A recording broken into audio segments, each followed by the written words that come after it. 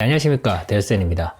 예전에 시그마 렌즈가 처음 나왔을 때 이제 그때는 어땠냐면은 카메라 제조사에서 나오는 렌즈를 구입할 여력이 안 되다 보니까 어쩔 수 없이 시그마 렌즈를 선택하는 경우가 정말 많았어요. 그러다가 갑자기 시그마가 글로벌 비전 프로젝트라고 그래가지고 대대적인 개혁에 들어가게 되죠.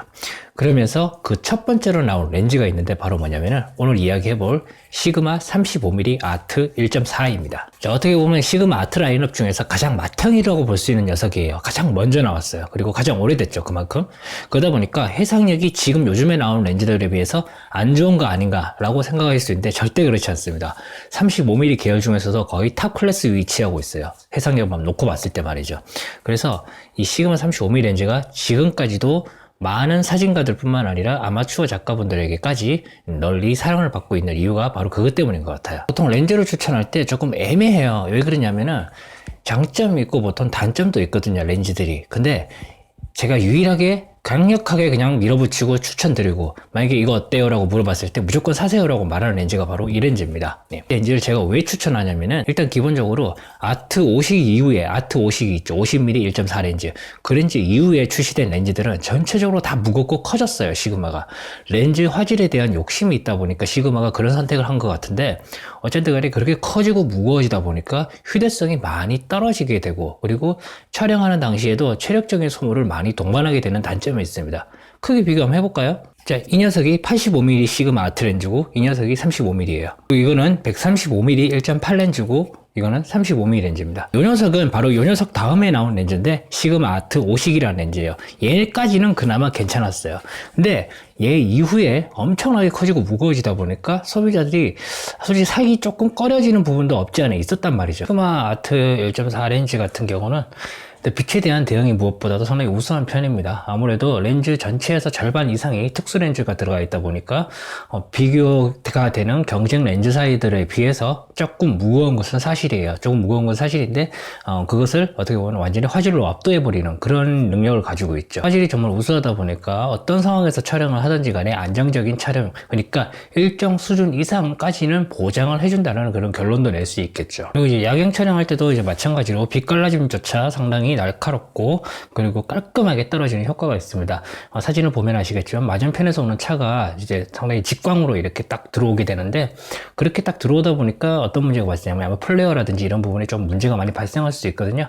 근데 지금 보면 플레어가 없다라고 거짓말을 하진 않아요. 제가 있긴 있습니다. 있긴 있는데 이 정도면 정말 플레어 억제력도 정말 우수한 편에 들어가는 렌즈라고 볼 수 있어요. 그리고 이제 AF 속도 같은 경우는 이건 느린 것도 아니고 아주 빠른 것도 아니라고 저는 말씀드리고 싶어요.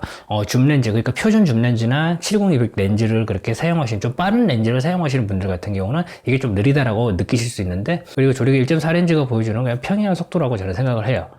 그리고 이제 제가 유일하게 생각하는 단점이 하나 있는데 뭐냐면은 손돌림 보정 장치, 그러니까 이미지 안정화 장치가 없습니다, 이 렌즈가. 근데 예전에는 이게 사진용으로 사진을 취미로 하시는 분들이 압도적으로 많다 보니까 이런 부분들이 문제가 안 됐었거든요. 35mm 렌즈에서 손돌림 보정 장치가 필요하냐? 사실 그때 필요 없거든요, 사실은. 근데 이게 동영상으로 요즘 많이 넘어가고 있죠. 그러니까 동영상을 많이 찍으시는 분들이 막 되게 많이 늘었는데 그 동영상을 촬영하시는 분들에게 사실 손떨림 보정 장치가 있고 없고 이 차이는 분명히 있거든요. 그것은 영상 촬영을 기준으로 말씀드리면은 손떨림 보정 장치가 없는 것이 단점이 될 수 있겠지만은 사진용으로 이야기 드리자면은 이 손떨림 보정 장치는 사실 크게 의미가 없다. 그 정도만 아시면 될 것 같고 그리고 지금 보는 사진 같은 경우는 제가 이제 라이팅을 5개인가 써가지고 촬영한 사진이에요.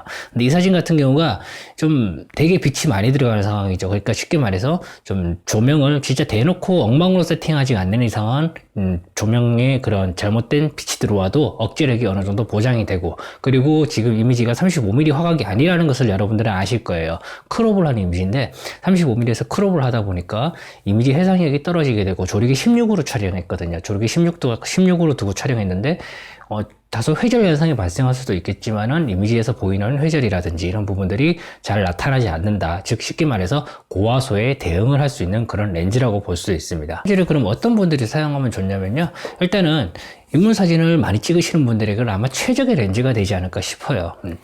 사실 인물 사진에서 가장 좋은 렌즈라고 사람들에게 물어보게 되면 대부분 85mm라고 이야기를 하시는데 사실 85mm가 인물 사진에서 썩 좋은 렌즈라고 보긴 조금 힘들어요. 이게 어떤 특정을 압축감 있는 그런 좀 주제가 명확한 그런 인물을 찍는 좀 좋은데 이게 사실 그거밖에 안 된단 말이죠. 그래서 35mm 렌즈가 어떻게 보면 조금 다양한 표현도 할 수 있고 뭐 그러다 보니까 35mm가 오히려 낫습니다.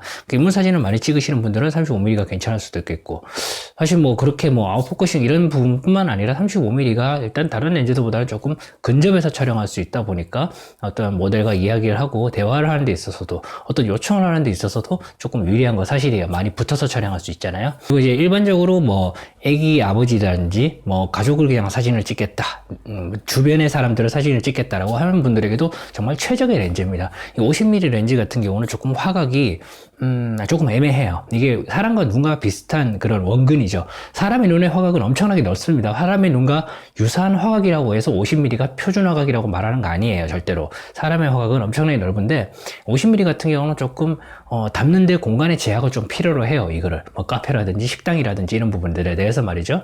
근데 이제 35mm는 50mm보다는 그래도 조금 더 넓게 촬영할 수 있다 보니까 공간의 제약을 덜 받고, 그리고 조금 좀 다소 과장되지 않으면서도 조금 적당한 왜곡이 들어가면서 사진이 좀 재밌게 표현되는 부분들이 좀 있거든요. 그래서 식당을 찍으시는 분들에게도 상당히 좋고, 그리고 거리를 돌아다니면서 어떤 스냅 촬영을 하시는 분들에게도 정말 최적의 렌즈가 아닌가 싶습니다. 반면에 저희 풍경 사진을 찍으시는 분들에게는 조금 제가 생각을 좀 달리 하라고 말씀드리고 싶은 게, 풍경 사진 같은 경우는 솔직히 1635 뭐 관광 렌즈 하나, 초광각 렌즈 하나랑 그리고 이제 망원 렌즈 하나, 이 정도만 있으면 될 것 같아요. 솔직히 굳이 이제 거기 풍경 사진을 내가 즐겨 찍는데 이 35mm 사무식이 화질이 정말 쩔어준다, 그래서 나 이거 사야 되겠다라고 생각하시는 것보다는 차라리 그 돈으로 그라데이션 필터를 사는 게 어떻냐, 저는 그걸 좀 말씀드리고 싶어요. 그래서 쉽게 말해서 여러분이 어떤 사진을 찍는지, 제가 35mm 렌즈를 말씀드리긴 하지만은 이게 풍경 사진에도 무조건 좋다라고 저는 말씀을 드리지 않는 이유가, 풍경사진 같은 경우는 보통 야외에서 촬영을 많이 하시게 되죠. 그러다 보니까 렌즈를 교체할 때 먼지가 좀 자주 들어갈 수도 있는 부분도 있고요. 그리고 이제 장비가 좀 무거워지게 되죠. 줌렌즈 2개면 끝나는 거를 거기에 단렌즈를 하나 추가해서 가져간다는 것은 장비의 무게가 그만큼 늘어난다는 거고, 그만큼 체력적인 소모라든지 이런 부분에서 어느 정도 손해를 감수할 수밖에 없는 부분이기도 해요.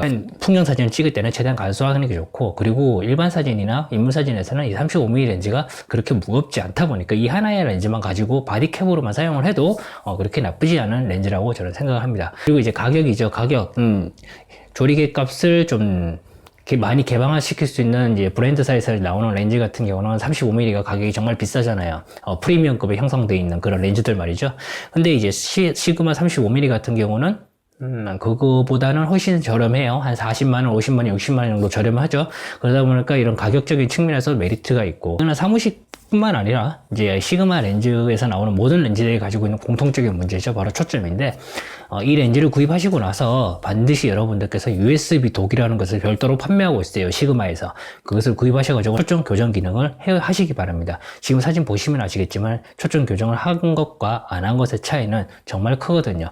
반드시 하셔야지 여러분은 이 조리개 1.4에서도 1.8, 2.0에서도 절대로 초점이 나가는 사진이 얻지 않을 수 있어요. 그걸 하지 않게 되면 여러분은 눈에 맞췄다고 생각을 해도 결국은 옷에 맞는 불상사가 발생할 수 있고, 그날 출사는 모두 날아가게 되는 거죠. 결론은 시그마 렌즈 강력하게 추천합니다. 자, 오늘 여기까지 하겠습니다. 고맙습니다.